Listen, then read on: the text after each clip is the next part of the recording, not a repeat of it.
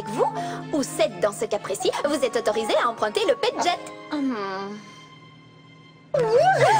Alors c'est décidé, nous partons tous ensemble en voyage en Chine. J'ai une super nouvelle, on part en voyage en Chine. Je rêve où tu viens de dire qu'on allait en Chine. Exactement. Je croyais que c'était une usine fabriquée en Chine.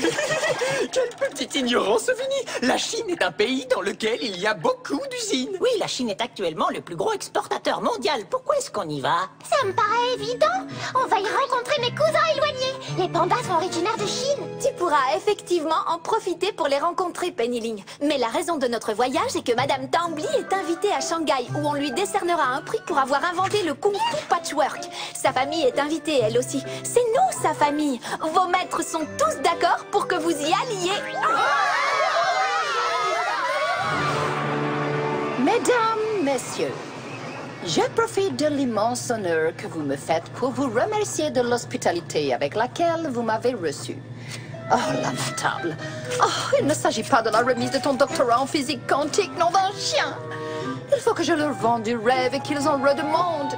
Ne vous découragez pas, vous vous en sortirez. Oh, je ne suis pas très rassurée à l'idée de parler en public. Oh, cela dit, je suis tellement contente de faire ce voyage. Moi aussi. J'espère y trouver des idées de nouvelles tenues pour le prochain salon de la mode pour animaux.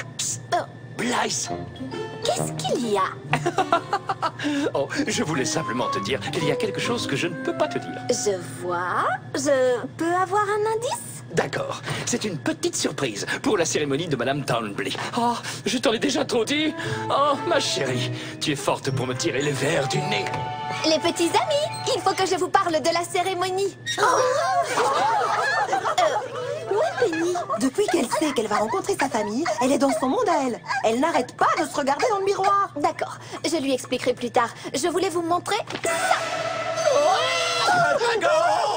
Ne soyez pas ridicule, ce n'est pas un dragon, c'est un déguisement folklorique. Exactement, Russell. Ce costume est typique des festivités du Nouvel An chinois.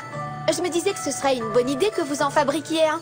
Vous effectuerez la danse traditionnelle du dragon au cours de la cérémonie de Madame T.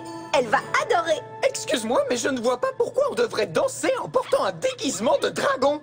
Parce que c'est typique de la fête du Nouvel An. Selon la tradition chinoise, accompagnée de tambours, cette danse est censée chasser les mauvais esprits.